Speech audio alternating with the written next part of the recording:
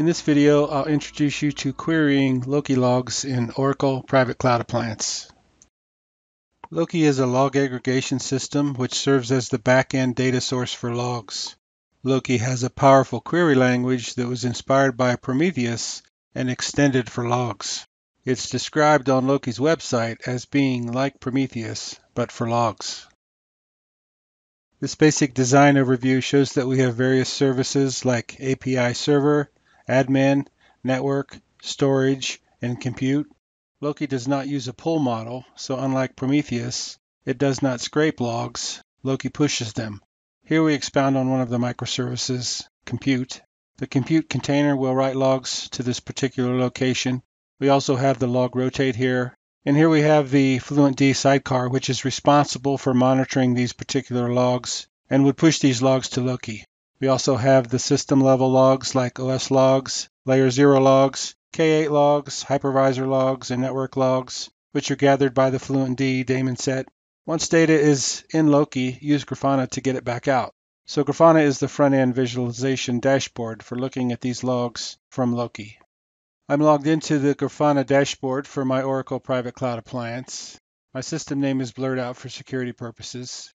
Grafana provides an Explore-based workflow for querying logs, but you can also build dashboards that contain your log content. You can create metrics from your logs and actually have graphs of your log volume and aspects of your logs. There is also a log CLI command line interface to query Loki, but this video focuses on the Explore feature of Grafana. I'll click the Explore button, and the first thing you see is a Loki cheat sheet. This is assuming your data source is Loki as shown. Your other data source is Prometheus, which provides a metrics selector and a PromQL cheat sheet. So ensure you have selected Loki as a data source before continuing. The cheat sheet provides a few examples of how to query your logs. As it says, you start by selecting a log stream from the log labels selector. Labels in Loki are key value pairs. The combination of every label key and a value defines a stream. So a stream is defined as the unique key value pairs associated with a log line. Before I start demonstrating Loki queries, I'll scroll down and show the rest of this cheat sheet. Notice that the log stream selector is written by wrapping the key value pairs in a pair of curly braces. You can combine key value pairs separated with a comma. This query returns all log lines from streams that have both labels. Once you have provided the stream selector, you can filter the log lines that are returned in a number of ways. I'll demonstrate filters later in this video.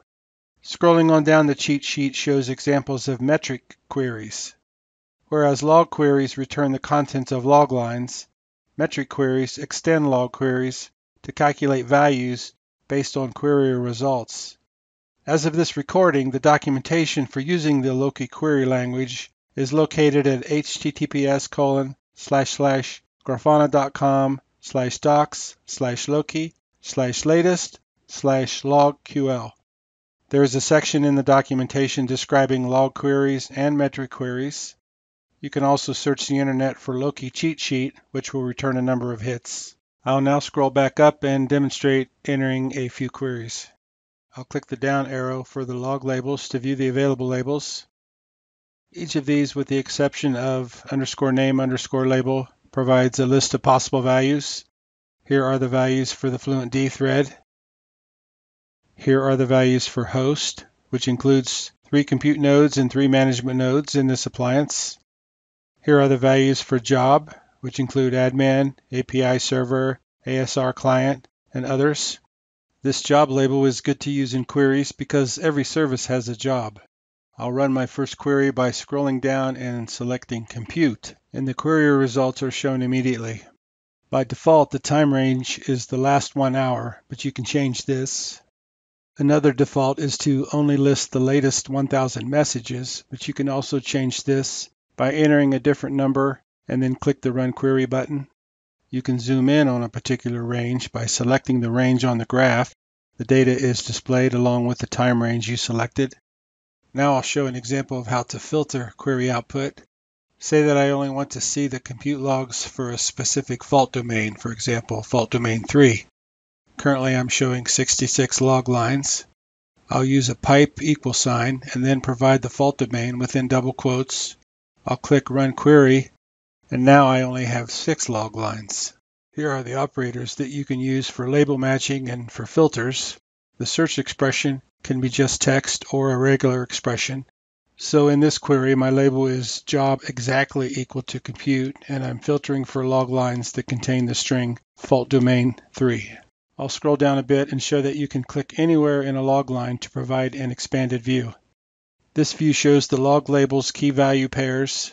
The labels for this log line are host, job, namespace, and pod name. This also shows the parse fields, which include log level name, line number, message, and other information. The RID stands for request ID, which is used for tracking the request through multiple services. The last thing I'll demonstrate is using the Health Checker dashboard in combination with Loki log queries. I'm back to the main Grafana page, and I'll open up the Platform Health Check dashboard, which is in the PCA 3.0 Service Advisor folder. This dashboard shows a not healthy status for the network checker at this time. So I'll copy the timestamp, then click the Explore tab to enter my Loki query. For log label, I'll select job equal network checker, and then apply the timestamp I copied from the dashboard as a filter. I'll click Run Query, and I now have 13 log lines I can view to help determine the cause of the not healthy status. This concludes this demonstration of querying Loki logs in Oracle Private Cloud Appliance. Thank you for watching.